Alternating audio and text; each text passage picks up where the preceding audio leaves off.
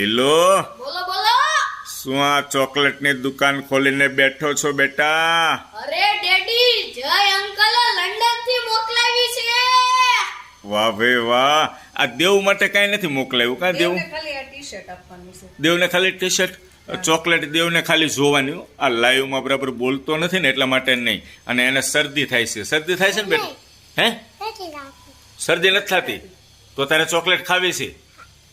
કઈ ચોકલેટ ખાવીશ? લઈ લે તો. ચાલ તો બેટા, ચાલ લઈ લે લઈ લે લઈ લે લઈ લે.